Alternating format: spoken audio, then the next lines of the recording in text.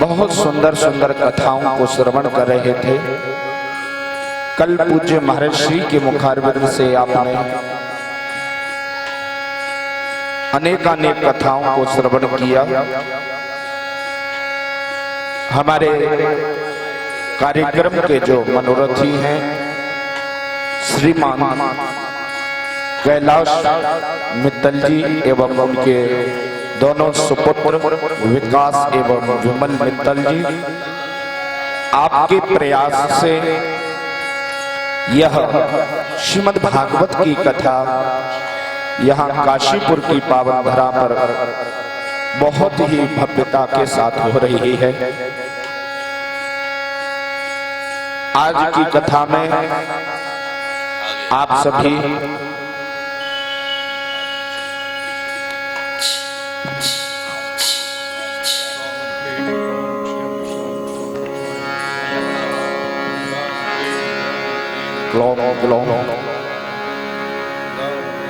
ये भैया जो हैं माइक वाले, ये बहुत सुंदर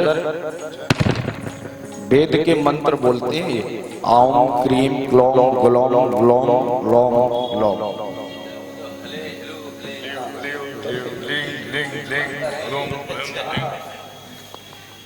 आपको ये हेलो हेलो सुनाई देते हैं, लेकिन हमें ये कानों से ये बीज मंत्र श्रवण पढ़ते हैं। हाँ, तो बड़े ही सौभाग्य का विषय है। पूज्य महर्षि के पावन मुखारविंद से कल आप सभी परीक्षित जी महाराज के पावन जन्म की कथा श्रवण कर रहे थे। आज महर्षि आप सभी को वह सुंदर सुंदर कथाएं जो श्रीमद् भागवत में जिनका वर्णन है लेकिन आपने श्रवण नहीं की हैं, ऐसी कथाओं को पूज्य महर्षि श्रवण कराएंगे। बहुत समय हो गया है।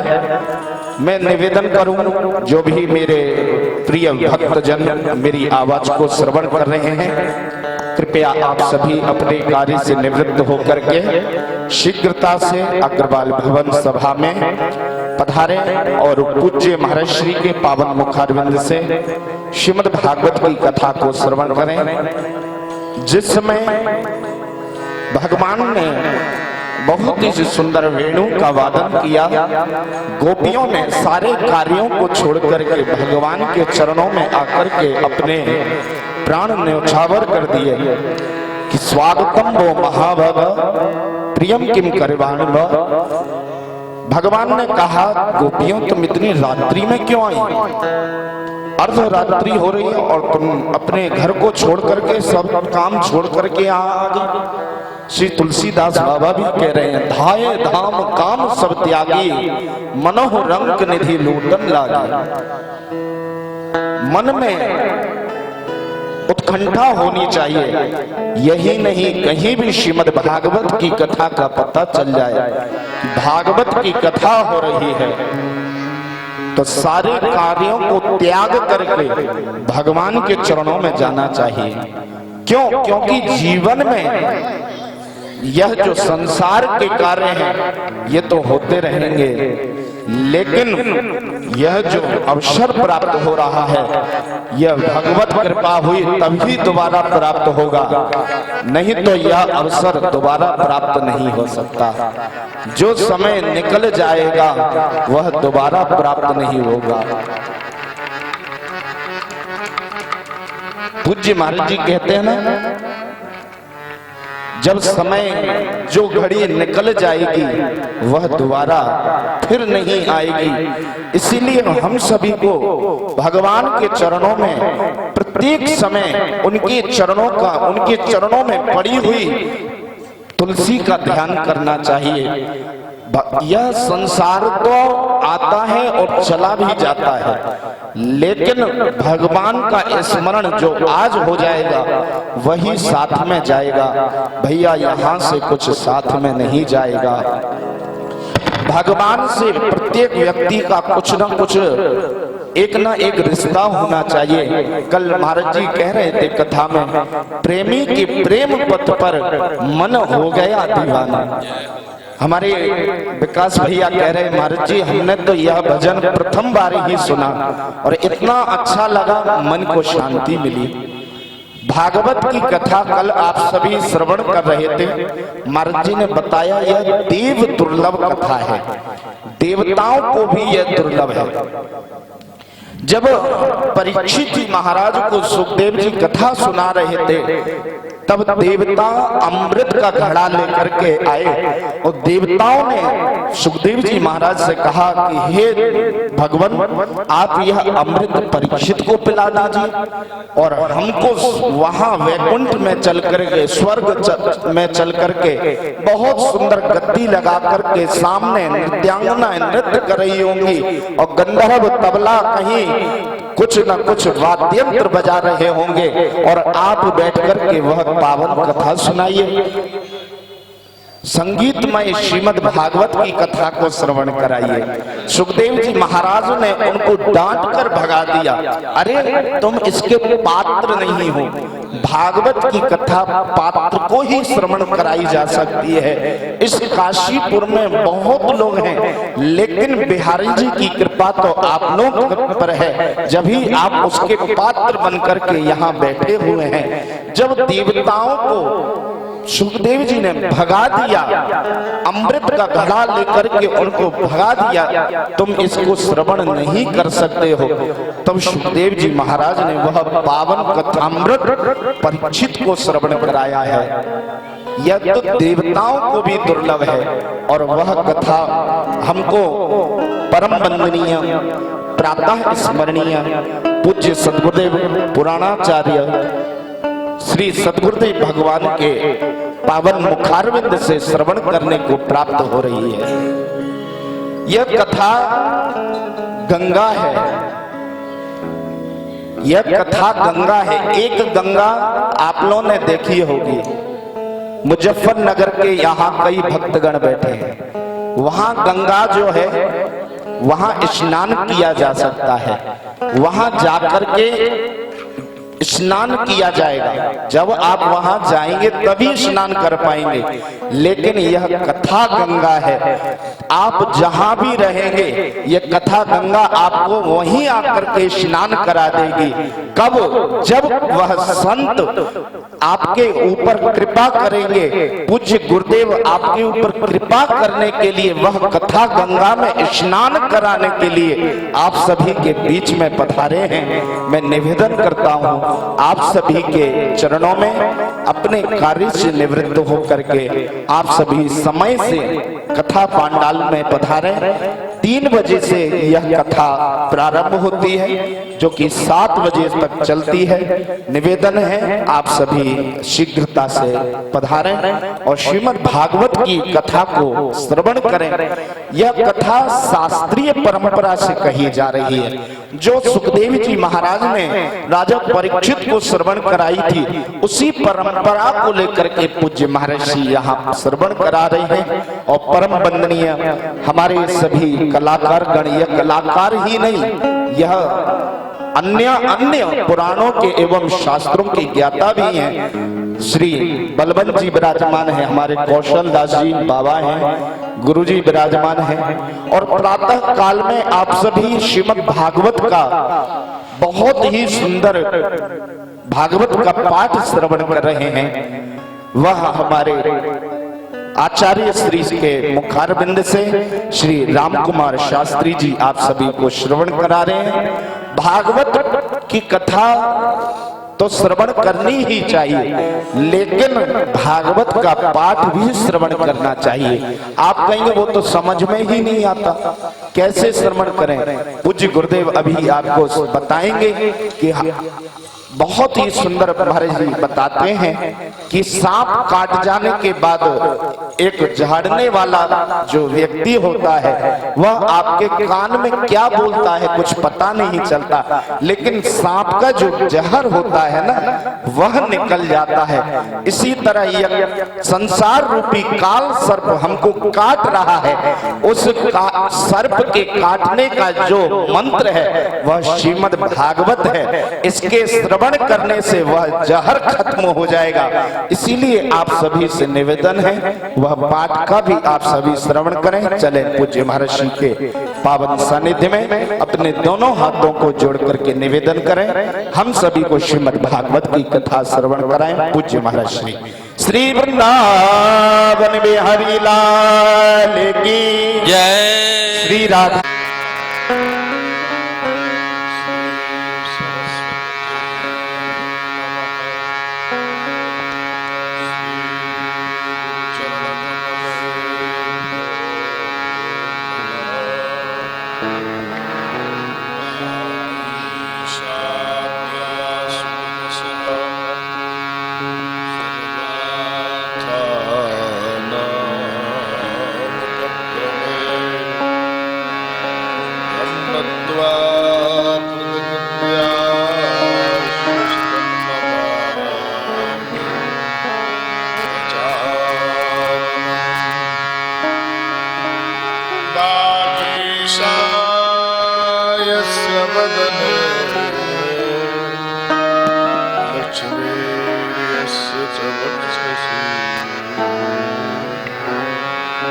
यस्यास्ते हृदये संवित् तं भजे।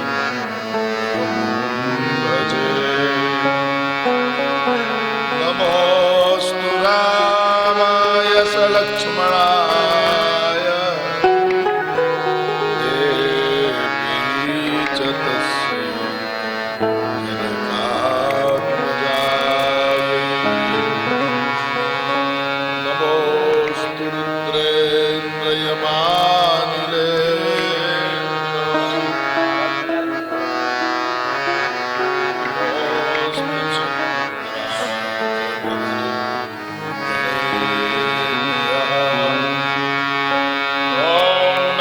परमहंसाय स्वामिने शरणकमलशरणदाय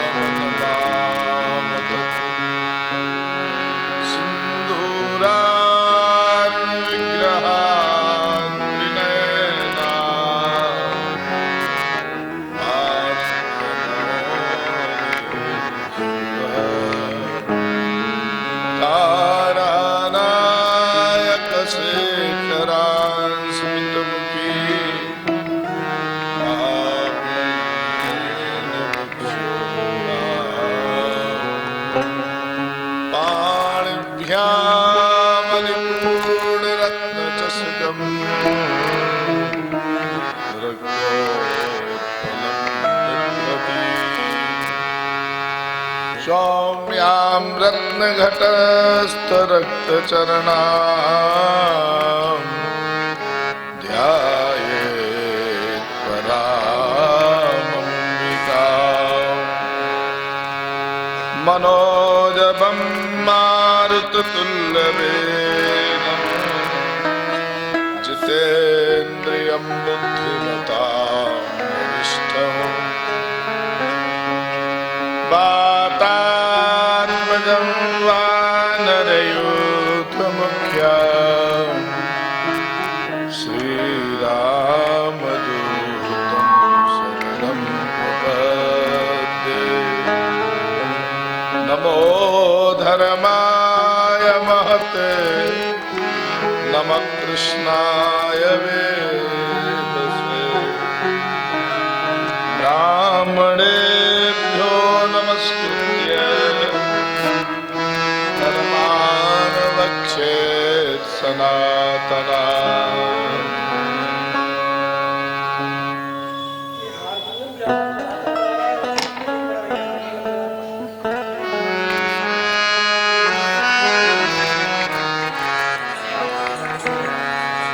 उसे पता ही नहीं कौन सा कौन है।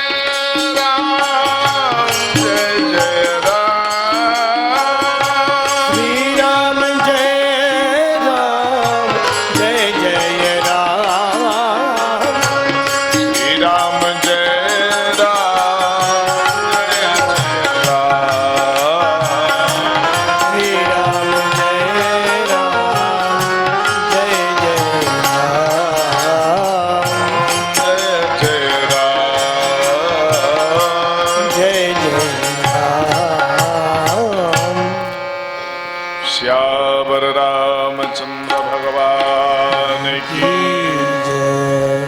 श्रीमद्भागवत महापुराण की जय जय श्री राम।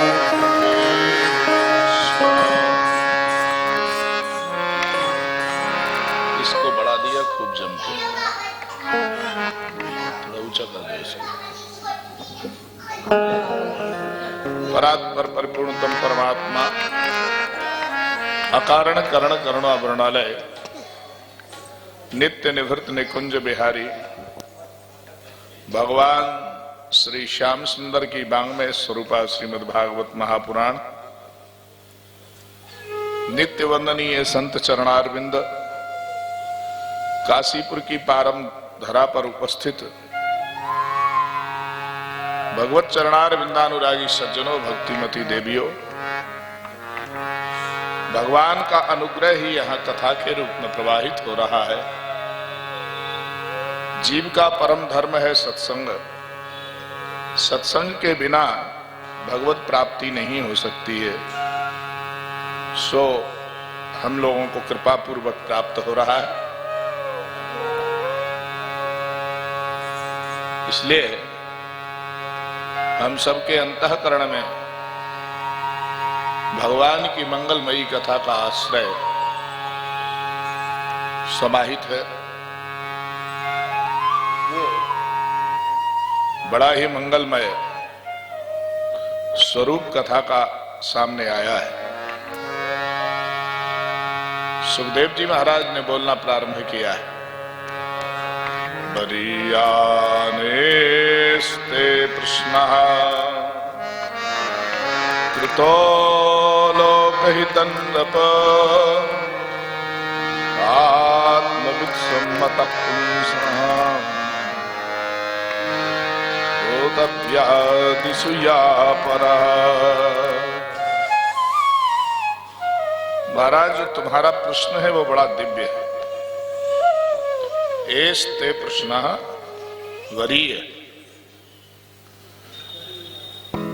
इसलिए तुम्हारा कहा हुआ जो प्रश्न है वो बहुत अच्छा लगा हमको। वरीयान एस,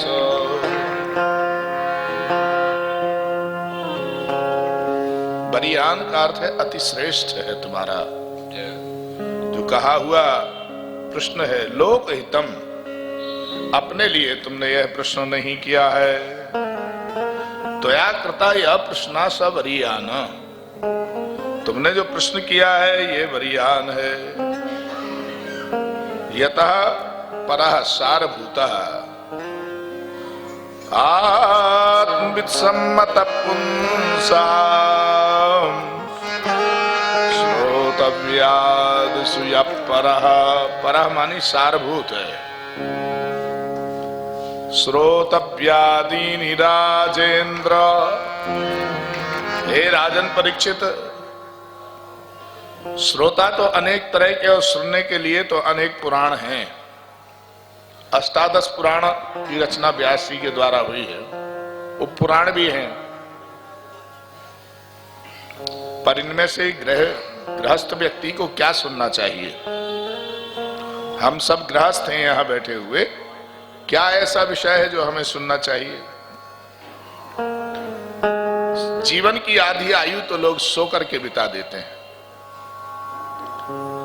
हाँ जी, 4 घंटे यहाँ कथा होती है, 20 घंटे सोते हैं। और क्या काम ही नहीं है कुछ।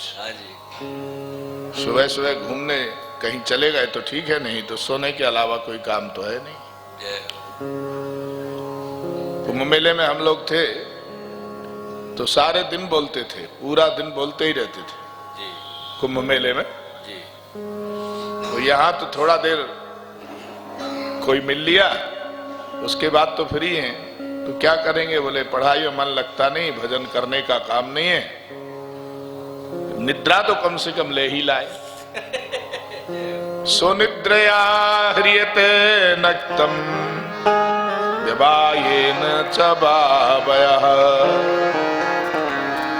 सारा समय नींद में व्यतीत कर देते हैं, सो करके। दिवाचार्थे हया राजन कुटुंब भरने नवा। सारा दिन कुटुंब के भरण पोषण में निकाल देते हैं। अब ये करना है, वो करना है, ये सब्जी लानी है, बाजार से अमुक सामान लाना है, सारा दिन ऐसे ही निकल जाता है। घर में बच्चों को रोटी बना के देना, वो स्कूल जा रहा है, वो स्कूल से आने वाला है, ये अब दुकान जाने वाले हैं, और वो नौकर आने वाला है, ये बस इसी में सारा दिन निकल जाता है। भजन का समय कब निकलेगा? बोले समय नहीं है भजन के लिए। रात को नींद में निकाल देते हैं और दिन में दुनिया के कामों में निकाल देते हैं। इसलिए हे भारत, भरत के पुत्र उसके वंश में उत्पन्न हुए हैं भरत के, इसलिए भारत कहा है परीक्षित के लिए। तस्माद भारत सर्वात्मा भगवान ईश्वरो हरि। अभी भी आवाज तेज है आपकी, हारमोनियम की बहुत ही तेज है। तस्माद भारत सर्वात्मा, हे भारत अर्थात हे परीक्षित जी महाराज, भगवान कौन है? बोले सर्वात्मा, सबकी आत्मा ही भगवान है। ईश्वर श्री हरि ही भगवान सर्वात्मा, सबकी आत्मा है वो, उन्हीं को सुनो। श्रोतव्या, भगवान श्री हरि को ही श्रवण करना चाहिए और उन्हीं का कीर्तन करना चाहिए। अच्छा, आप लोग कितना कीर्तन करते हो? नहीं करते।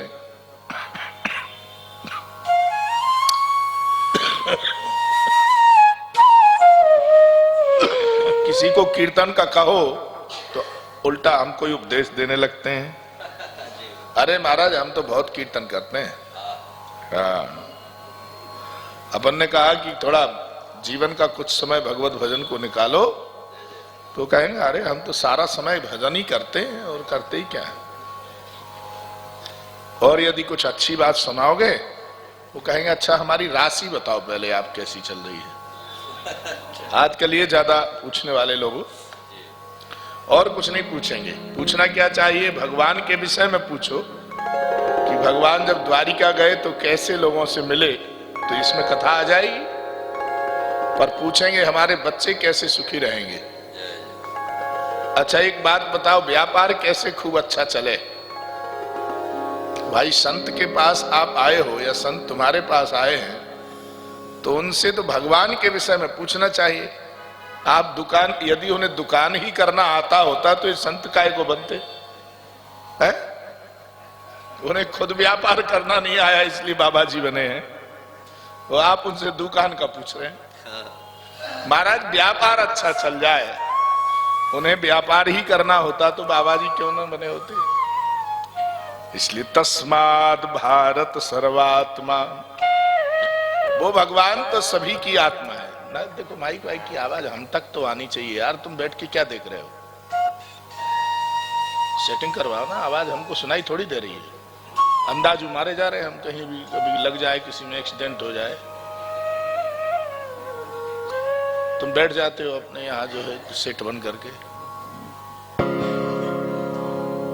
भगवान ईश्वरो हरि, भगवान क्या है? ईश्वर है। ईश्वरा सर्वभूतानां हृदयेऽर्जुन तिष्ठति। इसलिए भगवान सबकी आत्मा है। भाई इन माइकों को हल्का सा बढ़ा करके रखो तो हमें आवाज आएगी, ठीक है? तुम हर समय कमजोर करते थे, तो लीडिंग गड़बड़ है क्या तुम्हारी? एतावान सांख्य योगाभ्याम, देखो अब आई आवाज। बाबा ने लीड उठा दी, अलग से डाल दो इसको, दिखे उसे। एतावान सांख्य योगाभ्याम इदं भागवतं नाम पुराणं ब्रह्म संहितम। ब्रह्म संहित पुराण है। ब्रह्म संहित माने वेद सम्मत पुराण है। इस श्रीमद् भागवत की पावन कथा का आश्रय लेना चाहिए, जो पुराण ब्रह्म संहित है। इसलिए अधीतवान द्वापरादौ, द्वापर के आदि में मैंने इसको ग्रहण किया। कैसे ग्रहण किया? बोले हमारे पिताजी ने हमें पढ़ाया है। सुखदेव जी कह रहे हैं द्वापर के प्रारंभ में हमारे पिताजी ने हमको पढ़ाया है। द्वापरादौ पितुर्द्वैपायनाद। द्वैपायन श्री व्यास जी महाराज ने ये पुराण की कथा हमको सुनाई, और जो कथा मैं हे राजन तुम्हें सुना रहा हूं, ये कथा मेरे पिता ने मुझे सुनाई। मेरे पिता को श्री नारद जी महाराज ने सुनाई, नारद जी को ब्रह्मा ने सुनाई, ब्रह्मा को भगवान ने सुनाई। इसलिए यह कथा, हाँ ठीक है बैठो। अब आप समझ लो कि कहां गलती कर रहे हो, उससे समझ लो। जो तुम्हारा ऑपरेटर आया है ना, उससे समझो पहले। तो तुम सब एक जैसे कर दे तो सब बेकार करके फेंक देते। परिनिष्ठितोऽपि नैर्गुण्ये उत्तम श्लोक लीलया गृहीत चेता राजर्षे आख्यानं यदधीतवान्। आइए, श्रीमद् भागवत की जो कथा है वो इतनी रसमयी है कि मेरे गुरुदेव ने मुझे इसको पढ़ाया है। अब मेरे गुरुदेव का अर्थ है श्री द्वैपायन। द्वीप पर जिनका जन्म हुआ है। द्वीप जानते हो किसे कहते हैं? जहां दोनों तरफ जल हो और बीच में कोई स्थल हो, उसको कहते हैं द्वीप। ये बड़ा ईकार है इसमें द्वीप में, इसलिए द्वीप इसको कहते हैं भूमि को। परंतु हाथी को द्वीप कहा जाता है। उसमें इकार ह्रस्व है, ह्रस्व इकार लिखने पर द्वीप हो जाएगा। द्वीप का अर्थ होता है द्वाभ्याम पिबती थी द्वीपा, जो दो स्थानों से पीता है। द्वाभ्याम मुख सुंडाभ्याम पिबती, जो मुख से और सूंड से दोनों से जल को पीता है, उसको कहते हैं द्वीप अर्थात हाथी। ये दोनों तरफ से जल को छू रहा है, इसलिए द्वीप। इधर से भी पानी है और इधर से भी पानी है। उस पर हमारे पिताजी का जन्म हुआ है, इसलिए उनको द्वैपायन कहते हैं। द्वीपे अयनो जन्मो भवाः द्वैपायना। द्वीप पर जन्म हुआ है हमारे पूज्य पिताजी का। हे राजन, उन्होंने कृपा पूर्वक मुझे यह कथा सुनाई है। खटबांग नाम के राजा के जीवन में तो मात्र 2 घड़ी अर्थात 48 मिनट बाकी थे। एक घड़ी होती है 24 मिनट की, तो 2 घड़ी बराबर 48 मिनट। 48 मिनट बाकी थे और 48 मिनट के अंतराल में ही महाराज वैकुंठ की प्राप्ति होगी। ग्रहाद प्रव्रजितो धीरा, जिसका समय अंत समय चल रहा है, उसको क्या करना पड़ेगा? घर से मन को हटा ले। जिस घर में मन लगा हुआ है, उस घर में से मन हटाए। घर का त्याग तो हो नहीं सकता, पर घर से मन तो हट सकता है। फिर क्या करे? पुण्य तीर्थ जलाप्लुता, पुण्य तीर्थ के जल में पहुंच जाए, अर्थात गंगा के निकट पहुंच जाए। गंगा क्या है? यहाँ भगवान का पवित्र नाम कीर्तन, उनका दिव्य स्मरण, ये गंगा है। अर्थात उस पवित्र भगवत चर्चा को करने लग जाए और सारी दुनिया से मन को हटा ले। सुचौ विविक्त आसीना विधिवत कल्पितासने, सबसे पहले आसन को जीते हैं। आसन कैसे जीतना होगी, इसलिए आसन का यहां वर्णन किया है। सबसे पहले सुख आसन में बैठे, फिर पद्मासन आदि का प्रयोग करें। कौन सा आसन आपको सूट हो रहा है, आप उस आसन में बैठ करके भगवान का भजन कीजिए। हमारे यहाँ प्रतिबंध नहीं है कि पद्मासन में ही भजन किया जाए तो ही पुण्य मिलेगा। भगवान का नाम किसी भी आसन में आपको जो अच्छा लगता है। एक तो ऐसे बैठे थे, अच्छा, जय जय, यही आसन, उष्ट्रासन। जैसे आसनों में भी भगवान का भजन यदि करते हो तो भी वह फल देने वाला होता है। कोई भी आसन नहीं है तब भी वह अपना एक नया आसन बन जाता है। हाँ, इसलिए महाराज ऐसे आसन लगा करके सबसे पहले आसन को जीते। जिस आसन में बैठे हैं उसी आसन में कम से कम 1 घंटा तक तो भजन करें। अब 1 घंटा की बात करते हो, 5 मिनट में ही मन उथल पुथल होने लगता है। 5 मिनट नहीं बैठ सकते हैं तो आप कहते हैं 1 घंटा। इसलिए जो भी आसन है उस आसन पर नियंत्रण करें। जितासन, आसन को जीते और असन को भी जीते। असन मानी भोजन।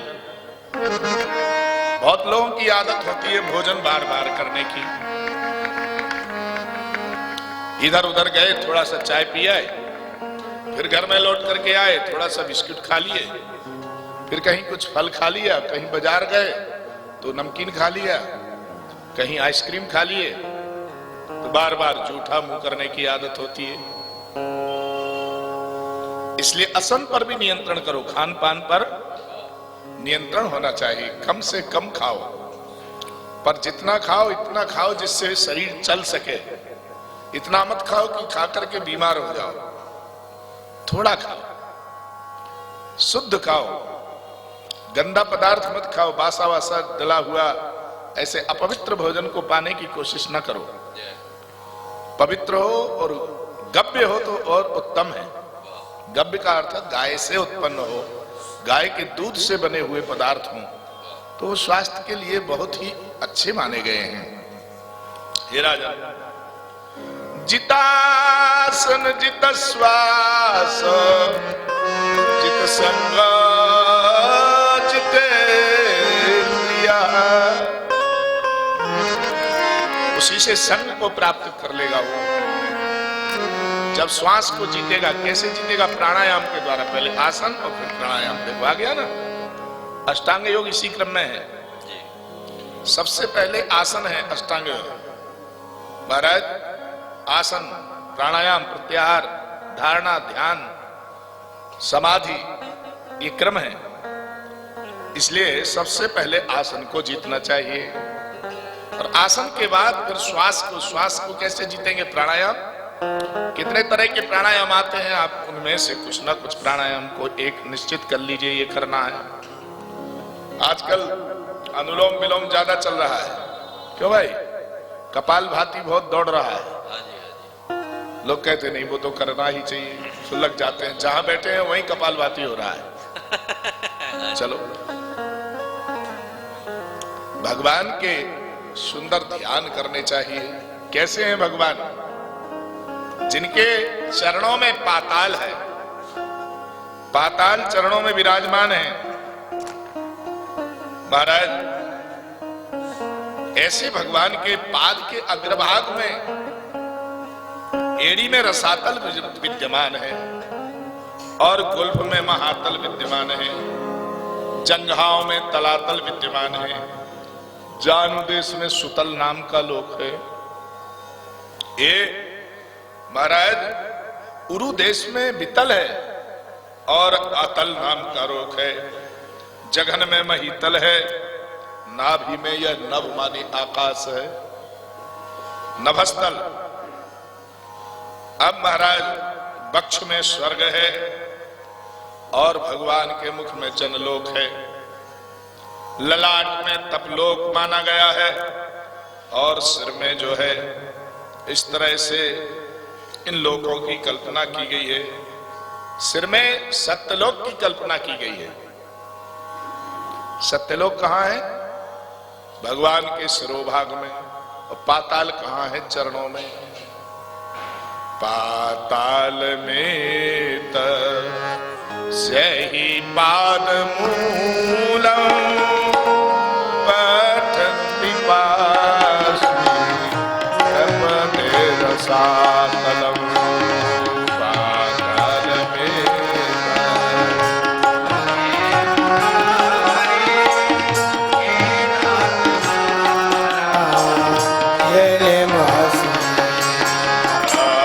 पद पाताल शीश अजधामा। पद पाताल शीस अजधामा। अखिल लोक अंग अंग विश्रामा। अखिल लोके अंगे अंग विश्राम। पद पाताल शीश अजधामा। पद पाताल शीस अजधामा। अखिल लोक अंग अंग विश्रामा।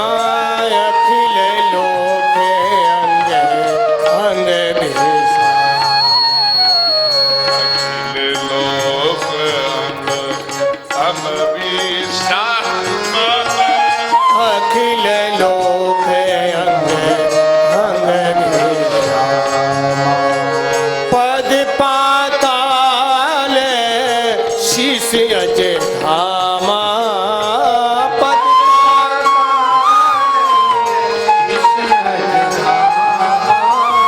अखिल लोके अंगे अंग विश्राम।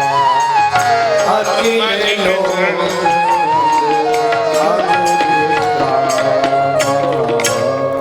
प्रभु के चरण कमल क्या है? पद पाताल। पाताल क्या है? भगवान के चरणारविंद। इन सारे लोकों की कल्पना भगवान के श्री विग्रह में करो। श्री विग्रह में सारे लोकों की कल्पना की गई है। शीस अजधामा। ब्रह्मा का जो लोक है वह सत्यलोक है। सत्यलोक जो क्या है? ये ब्रह्मा का धाम है। ब्रह्मा का धाम क्या है? भगवान के सिर है। भगवान के सिर क्या है? नारायण का सिरोभाग क्या है? वाह! ब्रह्मा का धाम है शीस अजधामा। अखिल लोक अंग अंग विश्राम।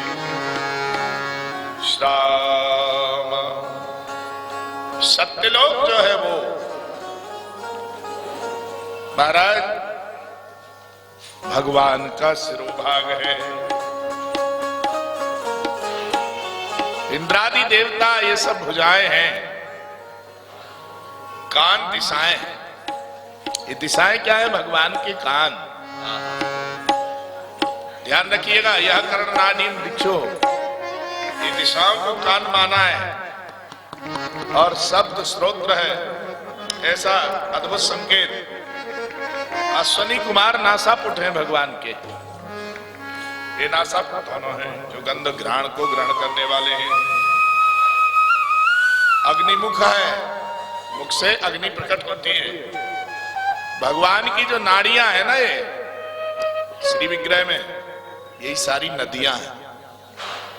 नदी, और यदि अंग्रेजी में लिखेंगे तो नदी बनेगा ना। नदी थोड़ी लिखा जाता, नदी लिखा जाएगा है? और उसमें नाडी लिखेंगे। अंग्रेजी में लिखा जाएगा तो नाडी लिख दिया जाएगा। तो जो शरीर में नाड़ियां हैं यही सब नदियां हैं। अंग्रेजी तो उल्टा सीधा लिखती है ना। नाड़ियां नदी है। ये भगवान के श्री विग्रह पर जो रोए दिख रहे हैं ना, ये आप लोगों को भी रोए होते हैं शरीर में। ये सारे रोए वृक्ष हैं। शरीर रोमा सिरुआ रोहानी, इसलिए शरीर के रोए जो है तनु रूहानी मई रूहान चंदनो नृपेंद्र। और ये पर्वत जानते हो क्या है?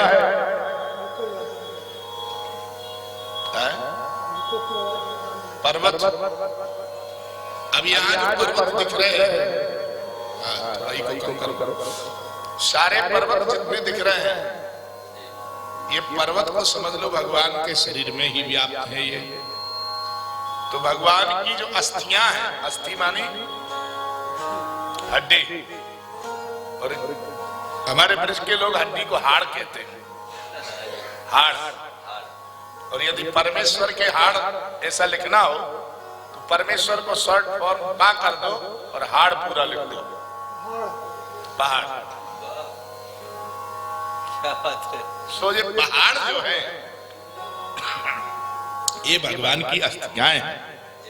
और ये जो वायु चल रही है ये श्री ठाकुर जी की श्वास। ये श्री ठाकुर जी श्वास लेते हैं तो ये वायु चलते, श्वास लेना बंद कर देना, सो ये सब कुछ बंद है। और भगवान की जो है गति जो है यही तो काल है। ये समय बड़ा विचित्र है और ये कर्म ही संसार है। और भगवान की हंसी माया है, आसन जनोन्माद करी चमाया। भगवान हंसते हैं तो हम दुनिया फंस जाती है। भगवान की हंसी और भक्तों की फंसी, इसलिए भगवान की हंसी में आनंद ही आनंद है। हासन जनोन्माद करी चमाया, भगवान जब मुस्काने लग जाएं सो भक्तों को अति आनंद हो जाता है। ब्रह्मानंद यत्र भुजो महात्मा, का जो आनंद है मुख है यही ब्राह्मण है। और उनकी छत्रियां जो छत्री लोग उनकी भुजाएं हैं, और उनके जो कटिन प्रदेश जंघाएं हैं यही वैश्य लोग हैं। और उनके जो चरण हैं वही चरण कौन है? ये सारे शूद्र लोग। ब्रह्मा के मुख से यह दिव्य वेद का प्राकट्य हुआ है। भगवान के मुख से वेद, ये वेद बड़े दिव्य हैं। नानाभिधा भोज्य गणोपपन्नो द्रव्यात्मका कर्मविदानयोगा।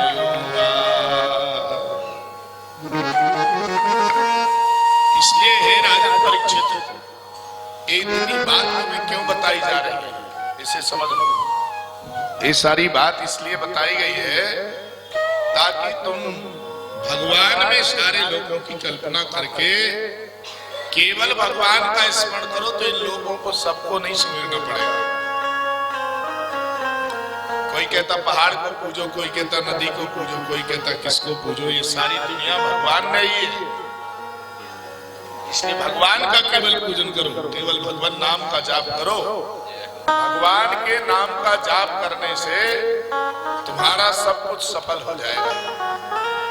इसलिए भगवान नाम को किसी तरह से बंद मत करो। चलिए,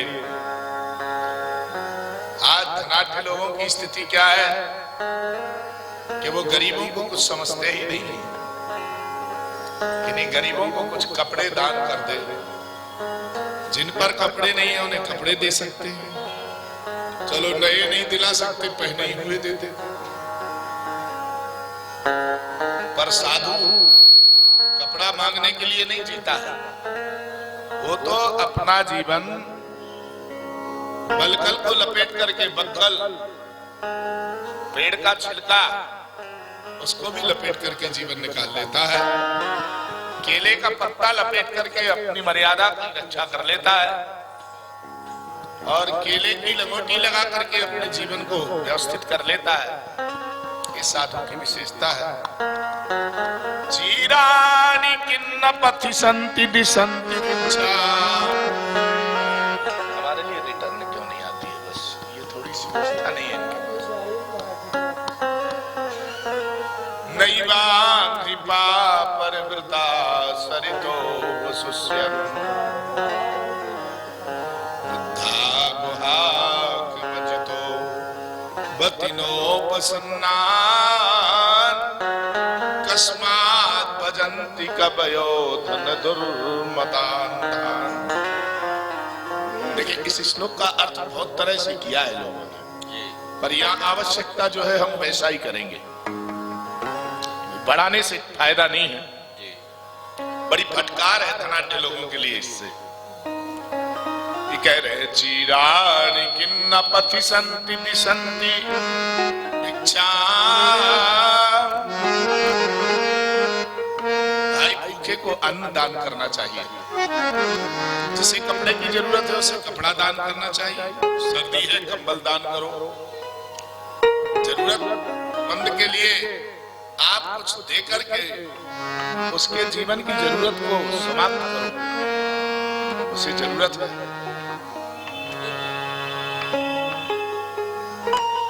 पीने के लिए पानी की प्याऊ खुलवाना चाहिए।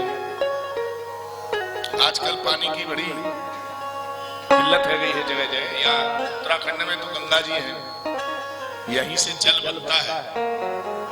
और भाई, भारतवर्ष में बहुत जगह ऐसी हैं जहां पानी के लिए लोग तरस रहे हैं। कहीं इतना पानी है कि लोग पानी अधिक होने के कारण परेशान हैं। जल की मात्रा कहीं ज्यादा हो रही, जल की मात्रा कहीं कम हो रही है। तो हम सब जिन पर धन है उनको इस व्यवस्था को समझना चाहिए, और जिन्हें पानी की जरूरत है उन्हें पानी दे दें, और जिन्हें भोजन की जरूरत है उन्हें भोजन दे दें। बहुत बड़ा पुण्य होगा। भिक्षाम नैवा कृपा परिवृता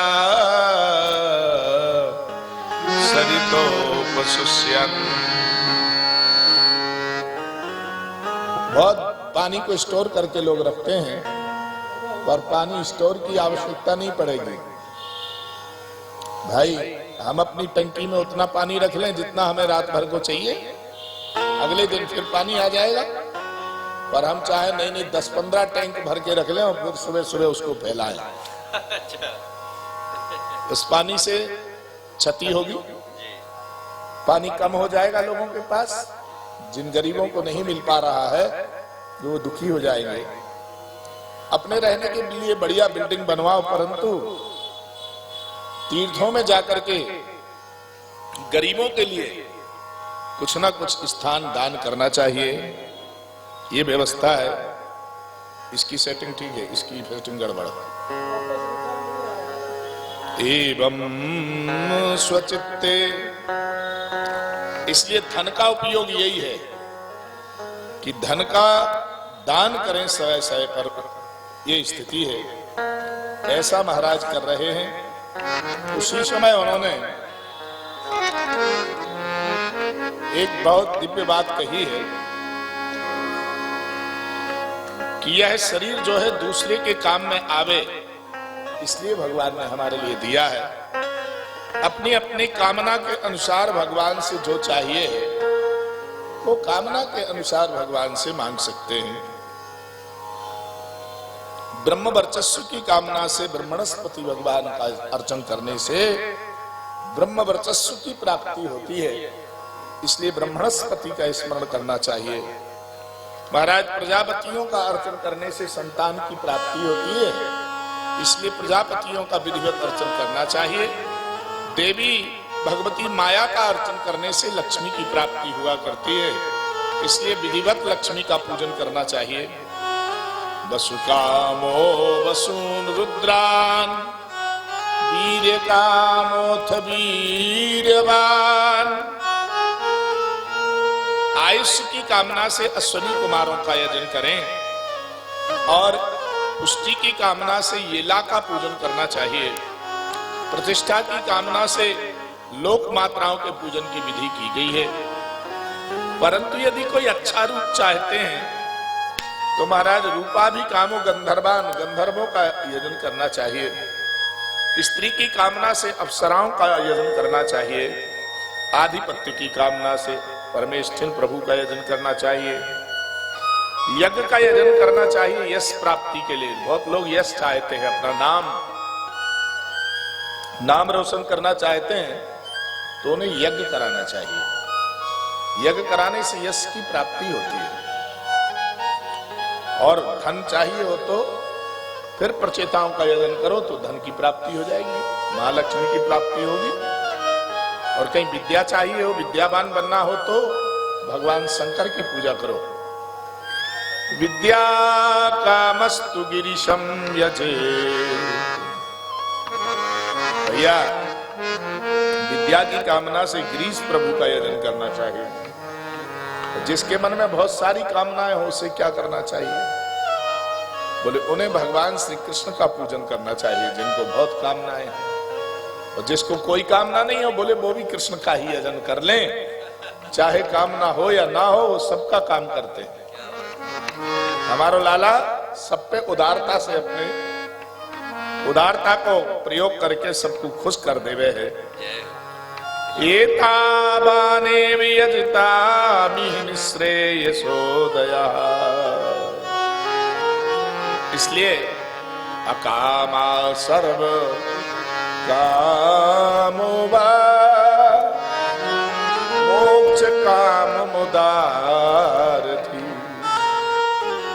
उदार बुद्धि से भगवान का यजन करना चाहिए। ध्यान रखें, जिन्होंने अपने कानों से भगवान की कथा का श्रवण नहीं किया है, उनके कान नहीं है। उनके कान क्या है? सांप का बिल है। सांप के रहने का बिल बन गए हैं उनके कान। जिन्होंने अपने कानों से भगवान की कथा नहीं सुनी है। स्विडबरा होस्ति करई संस्तुत पुरुषा पशु। जो गरीबों को सुख नहीं दे सकता है, सहयोग नहीं कर सकता है, वो तो श्वामानी कुत्ते की तरह है। उसका जीवन अपना पेट भर सकता है। बिट मानी सुअर। ये सुअर क्या करता है? बिस्टा खा करके ही पेट भर लेता है अपना, गंदगी खा के। ऐसा पेट भरने से क्या लाभ? बराह जंगल में रहता है जो, उसको बराह कहते हैं। जो गांव में रहता है, शहरों में रहता है, उसको बिट कहते हैं। एक ही जंतु की दो जातियां हैं। संस्तुता पुरुष पशु। जो व्यक्ति केवल अपना पेट भर लेता है वो पशु है, ये कह रहे हैं। सुखदेव जी कहते हैं, हे राजन, अपना पेट भरना तो सुअर भी जानता है, परंतु अपने कर्म से कई लोगों का पेट भरे, ऐसा कुछ कर्म करना चाहिए। अपने कानों से भगवान की पवित्र कथा और कीर्तन को सुनो, मुख से भगवान के गुणों को गाओ। जिन्होंने अपने मुख से गुण नहीं गाया है, उनका मुख तो मेंढक की जिह्वा की तरह टर टर टर टर करने वाली जिह्वा है। इसलिए भारा परम। और जिन्होंने भगवान के चरणों में अपना सिर नहीं नवाया है, वो केवल भार ढोने वाला सिर है, संसार का भार ढो रहा है। तो भैया, अपने नेत्रों से जिन्होंने संतों का दर्शन नहीं किया है, उनके नेत्र तो मोर के पंख में पड़े हुए नेत्र के जैसे हैं। बरहायते ते नयनेन राणा। बरहायते नयनो नारायण। लिंगानि विष्णो ना निरीक्षितो। लिंगानि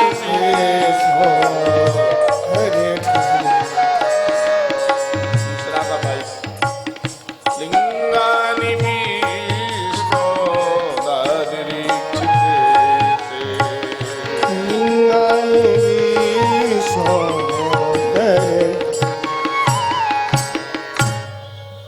बरहायते ते नयने। मोर के पंख में पड़े हुए नेत्र के जैसे उसके नेत्र हैं, उससे देख थोड़ी सकता है। वो मोर के पंख में जो नेत्र का चिन्ह है, जैसे वो नेत्रों से देख नहीं सकता है। जिन्होंने अपने नेत्र से संतों का दर्शन नहीं किया है, भगवान का, महापुरुषों का दर्शन नहीं किया, वो नेत्र नेत्र नहीं है। जिन पैरों से तीर्थ यात्रा नहीं की, वो पैर भी ऐसे ही हैं। कैसा जमाया था? पादउन नाम तो महाराज उठा के रखो, दे गया। पादउन नाम तो द्रुम जन्म भाजो चेत्राणि नान व्रजते महाराज, यहां बहुत अच्छी बात कही गई है। पैरों से तीर्थ यात्रा करनी चाहिए, चलते रहना चाहिए। ऐसा कहते कहते श्री सुखदेव जी महाराज ने अपने आराध्य का स्मरण किया है। 4 अध्याय की कथा बोल गए, 4थे अध्याय में आ गए। अब तक उन्होंने अपने आराध्य को स्मरण नहीं किया है। ऐसी सुंदर बात है। संतों से यदि भगवान के विषय में पूछो तो वो सोचते नहीं है, सोचने की जरूरत नहीं पड़ती उनको, तुरंत भगवत चर्चा चालू कर देते हैं। ना कोई मंगलाचरण की जरूरत है, ना कोई कीर्तन की जरूरत पड़ती है उनको, बस कथा चालू हो जाती है। परंतु अब प्रश्न आ गया, क्या करना चाहिए? प्रश्न आया तो उन्होंने पहले भगवान का नाम लिया है, भगवान का स्मरण किया है। नमा परस्मयी पुरुषाय भूयसे सदुर्भवस्थान निरोध लीलया गृहीत शक्ति तृतीयाय देहिनाम अंतर्भवायानुलक्ष्य वर्तमने निरस्ति साम्यातिशयेन राधसा स्वधामनि ब्रह्मणि रंस्यते नमः। निरस्त साम्यातिशयेन राधसा, राधसा मानी श्री राधा रानी। स्वधामनि ब्रह्मणि रंस्यते नमः, अपने धाम में वास करने वाली है वृषभानुनंदनी, आप मेरी वाणी में आकर के विराजमान हो जाओ। भूतैर्माद्भि ययमा पुरो विभुर निर्मायसे ते यदमु सुपूषा। भूतैर्माद्भि ययमा पुरो विभुर निर्मायसे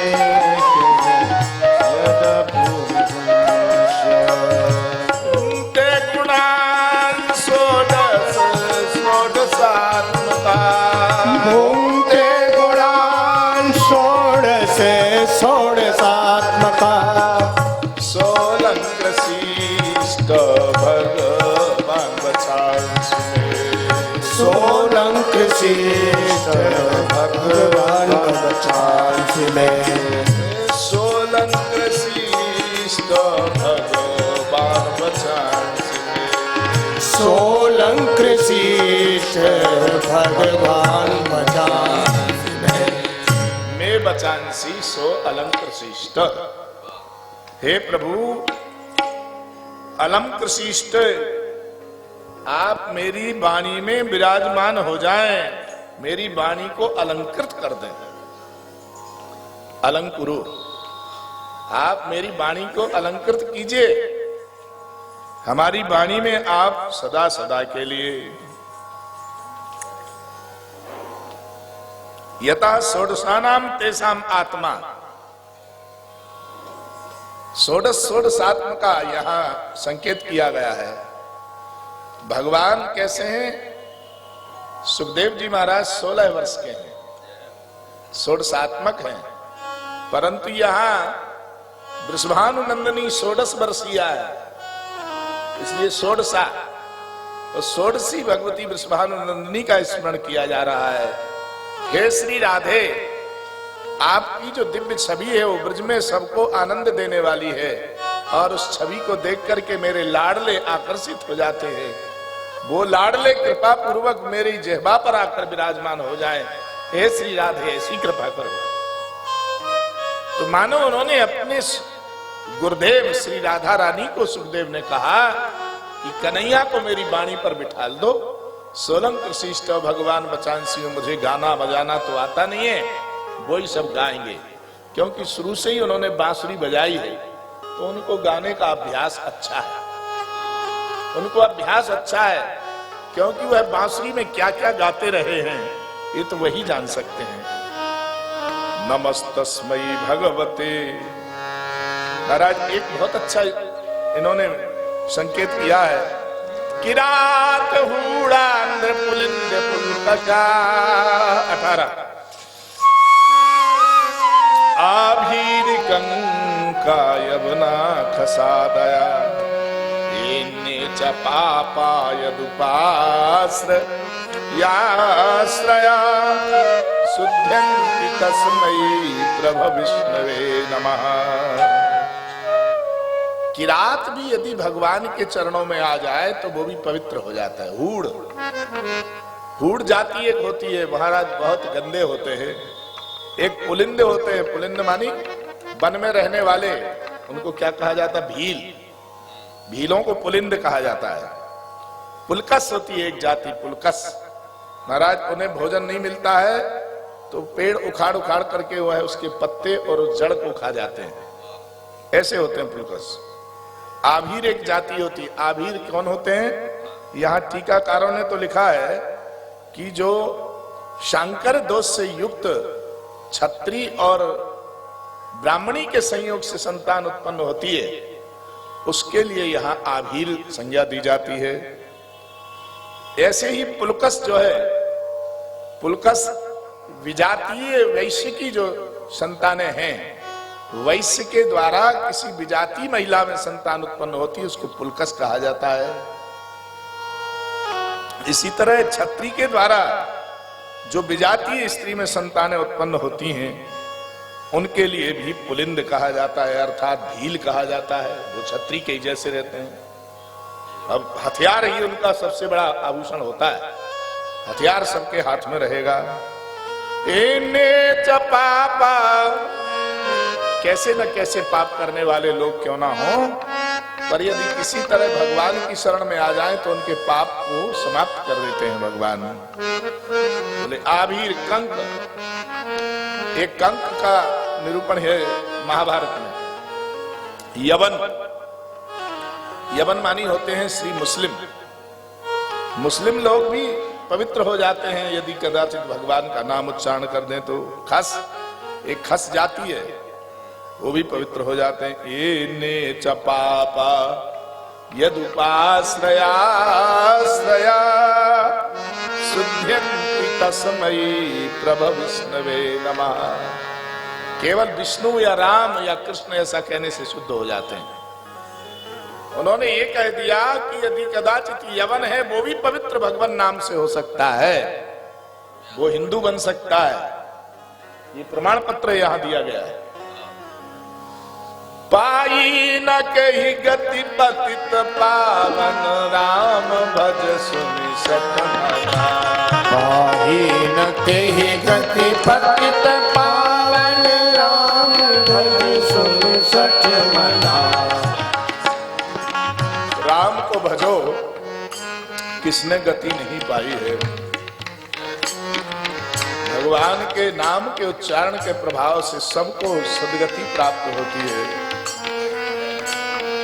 गणिका आजा मिल व्याध की गजाधिकल तारे गला।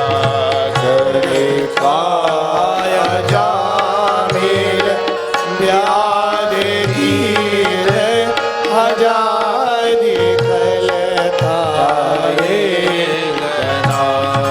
आभीर जमन किरा